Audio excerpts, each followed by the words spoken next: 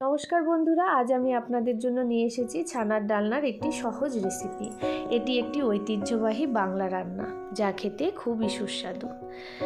রেসিপিটি শুরু করার জন্য আমি 300 গ্রাম জল ঝরানো ছানা নিয়ে নিয়েছি।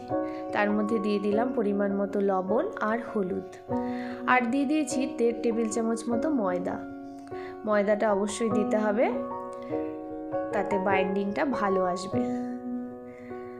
ছানার বড়াগুলো ভাজার সময় সহজে ভেঙে আসবে না।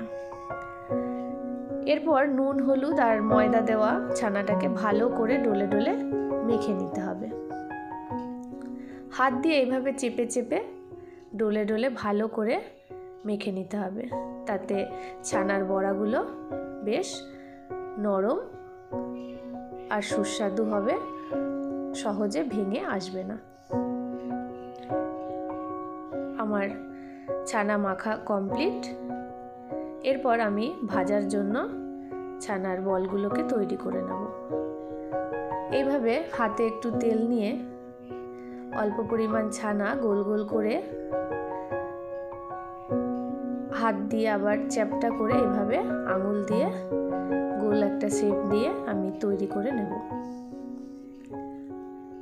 খুব হালকা হাতে এটা করতে হবে। এইভাবে এক একটা করে আমি তুলে নেব। বন্ধুরা, ছানার ডালনা কিন্তু একটা নিরামিষ পদ, তবে এটি আমিষের মতোই স্বাদ দেয়। তাছাড়া ছানা প্রোটিনের একটা ভালো উৎস, তাই এটি স্বাস্থ্যকরও বটে। এই রান্নাটা কিন্তু ভাত, রুটি সবকিছুর সাথেই পরিবেশন করা যায়। অতিথি আপ্যায়নের জন্য তো এটা একটা আদর্শ পদ। এর স্বাদ কিন্তু অপূর্ব, অসাধারণ। দেখুন, আমার ছানার বলগুলো আমি একে একে এইভাবে তৈরি করে নিচ্ছি।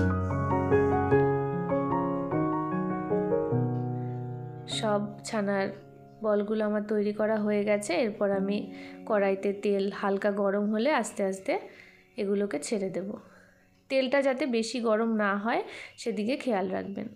অল্প আঁচেই অল্প গরমে ছানার বলগুলোকে ভেজে নিতে হবে। দেখুন, আস্তে আস্তে এগুলো উপরের দিকে ভেসে আসবে। এরপর হালকা হাতে উল্টে পাল্টে লাল লাল করে ভেজে নেব। দেখুন, ছানার বলগুলো কি সুন্দর ফুলে উঠেছে। ঠিক এইভাবে লাল লাল করে আমি বলগুলোকে ভেজে তুলে নেব। ভাজা হয়ে গেছে, আমি প্লেটে তুলে নিলাম। এরপর ওই তেলের মধ্যেই আমি জিরে ফোড়ন দিয়ে দিয়েছি। এরপর দিয়ে দেবো এর মধ্যে ডুমো করে কেটে রাখা আলু।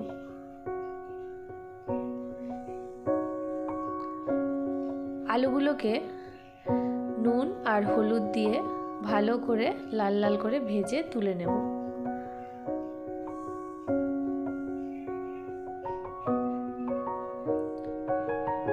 আলু ভেজে আমি তুলে নিয়েছি।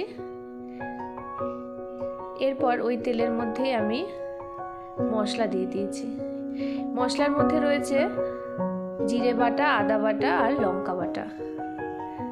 বন্ধুরা, মশলাটা দেওয়ার সময় আমার ভিডিওটা কোনো কারণে অফ হয়ে গেছিল, তাই আর দেখাতে পারিনি। আমি বলে দিচ্ছি, এর মধ্যে রয়েছে জিরে বাটা, আদা বাটা, লঙ্কা বাটা। ভালো করে কষতে হবে। তার মধ্যে দিয়ে দিলাম সামান্য পরিমাণ ফ্যাটানো টক দই। আবারও ভালো করে কষে মশলা থেকে তেল ছেড়ে এসছে। দেখুন, এই পর্যায়ে আমি দিয়ে দিলাম হাফ চামচ মতো চিনি। আবারও ভালো করে কষতে হবে। কষা হয়ে গেছে। এরপর আমি ঝোল দিয়ে দিলাম। ঝোলটাকে ভালো করে জাল হতে দিতে হবে। দেখুন, জাল উঠে গেছে। এখন আমি ভাজা আলু আর ছানার বড়াগুলো দিয়ে দেব।